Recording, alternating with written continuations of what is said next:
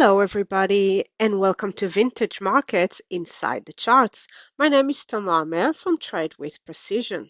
So on Friday, a U.S. appeal court has ruled that Trump's global tariffs were illegal under the emergency law. Also said that he exceeded his authority in imposing them. So they have, however, allowed for the tariff to stay. So this has the potential to further increase the chaos and confusion in global trade. So today I want to start with paying attention to some safe haven charts, and I want to start here with a chart of gold. And here on the weekly, we can see gold is back at that level of 34.50 area. We can see it has been a strong resistance in the past. So we've been going sideways here, and last week we finally pushed higher and touched that level again. We can see here on the momentum indicators though is that the MACD is still diverging while the RSI is flat, but we have been going sideways here for a very long time.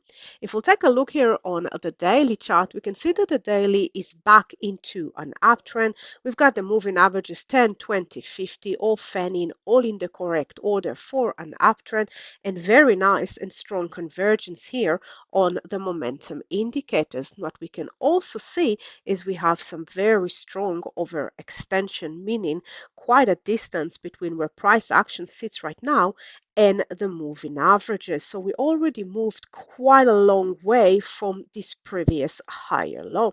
So what I'm looking for is a bit of a pullback in the context of the daily chart, potentially to the 3400 level.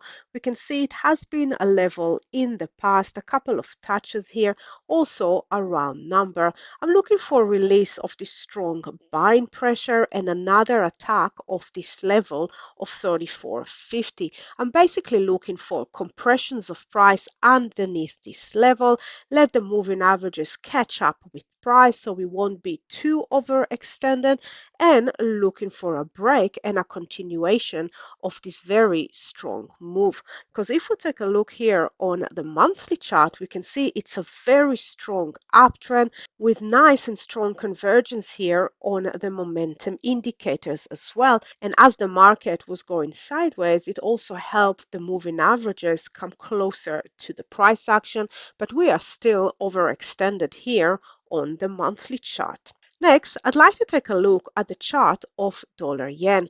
And here on the monthly chart, we have been making lower highs. Now we also closed nice and bearish for the month of August, and a break below the low of this candle could also signal a continuation of this move toward the level of 140. Now we also need to note that this low has been slightly higher than this previous low, so we are not in a confirmed downtrend yet. We do have the momentum indicators, however, pushing to the downside.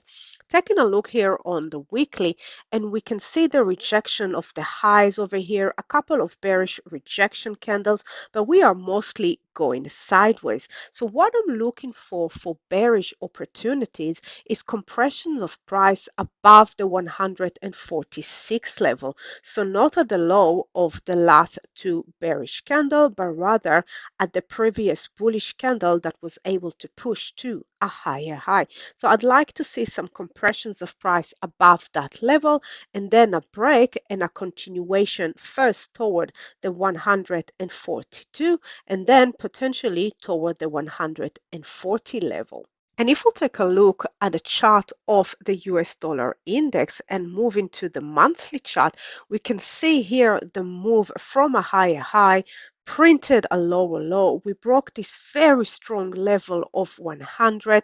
We pulled back, tested it from below, and reacted to it. So we're looking nice and bearish on the US dollar index as well, with nice convergence to the downside. Now, if we'll take a look here on the weekly chart, we can see two bearish rejection candles for the last 2 weeks above the level of 97.50. So for a continuation on the US dollar index, I'm looking for a break of the 97.50 and a continuation of this move. Taking a look here on the daily chart, and we can see we're touching this level. We're still bouncing off it. So I'd like to see more lower highs coming in around that area, and then a break and a continuation of this move. Lastly, let's take a look at the chart of the S&P, which has managed another all-time highs this week. And as we can see here on the daily chart, we are in an uptrend. However, we do have divergence coming here on the momentum indicators on the recent three highs. And if we'll take a look on the monthly chart, we can see here on the monthly that we are still quite overextended, and we are flat here to diverge on the momentum indicators. So what I'm looking for is a bit more of a pullback in the context of the monthly toward the previous level over here in and around the 61.50, and a pullback toward the averages in the context of the monthly chart could translate into a deeper pullback or even a change of trend in the context of the daily. Happy trading, everyone. Bye for now.